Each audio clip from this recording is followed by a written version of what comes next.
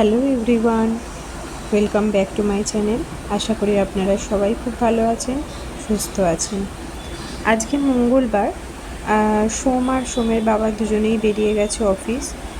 রোজের মতন সেম আমার রান্নাঘর অগোছালো থাকে। আমাকে দিনে 3বার রান্নাঘর পরিষ্কার করতেই হয়, কারণ সকালবেলা সোমের বাবা একবার বেরোয়, ওদেরকে টিফিন করে দিতে হয়, রান্না করে দিতে হয় সেইটা। তারপর এসে আমার রান্নাঘরটা একটু না পরিষ্কার করলে না, আর ওই তার উপরে আর রান্না করতে ইচ্ছা করে না, যে অবস্থাটা হয়ে থাকে রান্নাঘরে। দেখতেই পাচ্ছেন রান্নাঘরে কিছু জিনিস রাখার পর্যন্ত জায়গা নেই, এতটাই মানে অগোছালো হয়ে থাকে। আসলে সকালবেলা এতটাই তাড়াহুড়ো থাকে, মানে কোন জিনিসটা কোথায় রাখছি তাড়াহুড়ো করে যেখানে জায়গা পাই সেখানেই রেখে দিয়ে মানে সোমকে স্কুলে দিতে চলে যাই। আর একদম পুরো নয় সোমের বাবা আগে বেরোয়, মানে 1-2 মিনিটের তফাতে আমরা আগু পিছু হয়ে বেরোই। সোমের 7:30টার মধ্যে স্কুলে ঢুকতে হয়, আর সোমের বাবারও 7:20 নাগাদ চলে আসে, গাড়ি চলে আসে, কোনো দিনও 7:25-এও আসে। তো আমাদেরকেও 7:20-25-এর মধ্যেই ঢুকতে হয়, মানে বেরিয়ে যেতে হয়। তো তাই জন্য এসে তারপর আমি রান্নাঘরটা আবার পরিষ্কার করি, করে তারপরে ডিটক্স ওয়াটারটা খাই, একটু বসি। তারপরে দেন আমাদের যে কাজ করতে আসে সে একটুখানি লেটেই আসে, তো সে কাজ করে গেলে এই বাসনগুলো না হলে পাওয়া যায় না, বাসনগুলো আমি পেয়ে যাব, বা মানে সে বাসন মেজে গেলে তারপরে আমি রান্না করতে পারি। তারপরে এই সামনে জন্মাষ্টমীও আসছে, সোমেদের আবার 4 দিন ছুটিও আছে জন্মাষ্টমী, তার আগে 15th আগস্ট রয়েছে, আবার তারপরে সানডে। আর এখানে জন্মাষ্টমীটা না খুবই মানে ধুমধাম করে পালন করা হয়।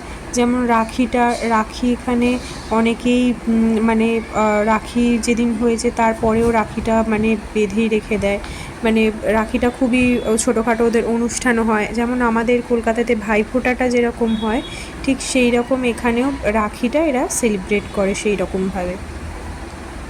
তো দেখতেই পাচ্ছেন আমার রান্নাঘরটা অনেকটাই আস্তে আস্তে ক্লিন হয়ে গেছে। এই বাসনগুলো বাইরে জায়গা রয়েছে সেইখানে আমি রেখে দিয়ে আসছি, তো রেখে খানিকটা রান্নাঘরটা তাও জায়গা হয়েছে। তো তারপরে আমরা ব্রেকফাস্ট করে নিয়ে রান্নার কাজে চলে এলাম। তো আজকে মঙ্গলবার, নিরামিষ হবে। নিরামিষ আজকে পটল পোস্ত করছি। তো যেটা বলছিলাম, এখানে রাখিটা খুবই ধুমধাম করে পালন করা হয়, আর জন্মাষ্টমীটাও খুব ধুমধাম করে, যেহেতু এখানটা কৃষ্ণেরই জায়গা, তো তার জন্য। আর এখানে প্রচুর ময়ূর আছে, কৃষ্ণের জায়গা বলেই হয়তো এত ময়ূর আছে। আর 15th আগস্টও রয়েছে, তার জন্য ওদের পরপর 4 দিন ছুটি। আর সোমের বাবার হচ্ছে পরপর 3 দিন ছুটি। সোমের বাবার ছুটি হচ্ছে আমার হাজব্যান্ডের শুক্রবার থেকে, পৌরো শুক্র শনি রবি 3 দিন ছুটি। আর এখানে আমি বাঁধাকপির বড়া বানাবো, আজকে বড়া বানিয়ে তার তরকারি করব। এখানে খুবই সরু সরু করে বাঁধাকপিটা কেটে নিয়েছি, আর এরকম ডুমো ডুমো করে আলু কেটে নিয়েছি।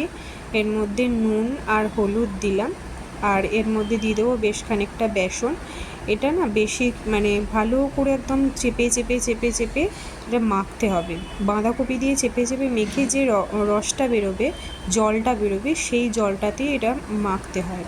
অনেকটাই আঙুলে লাগে, ব্যথা হয়ে যায়, কিন্তু যত চেপে চেপে মাখা যাবে জল না দিয়ে, কারণ জল দিলে পরে এটা দিয়ে জল ছাড়বে, তখন সেটা ভাজতে গেলে তখন অসুবিধা হবে, অনেকটা বেসন মেশাতে হবে। তো তার জন্য আমি এর মধ্যে জল দিই না। আর এই রান্নাটা না আমরা মায়াপুর গেছিলাম যখন, তখন আমরা খেয়েছিলাম, এত ভালো লেগেছিল খেতে। তারপর থেকে আমি নিরামিষেতে ম্যাক্সিমাম দিন আমি এই বাঁধাকপির বড়াটা বানিয়ে থাকি। সিম্পল একদম, কিছু ভজঘট নয়, কিন্তু এই মাখাটাই মেন।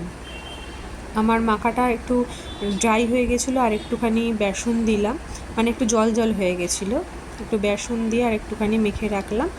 আর নর্মালি একটু ঘিয়েতে রান্নাটা হয়, আদা জিরে বাটা দিয়ে রান্নাটা করি আমি। আর এখানে পটল পোস্ত করে নিয়েছিলাম আজকে। তো এইটাই ছিল আমাদের আজকে লাঞ্চ।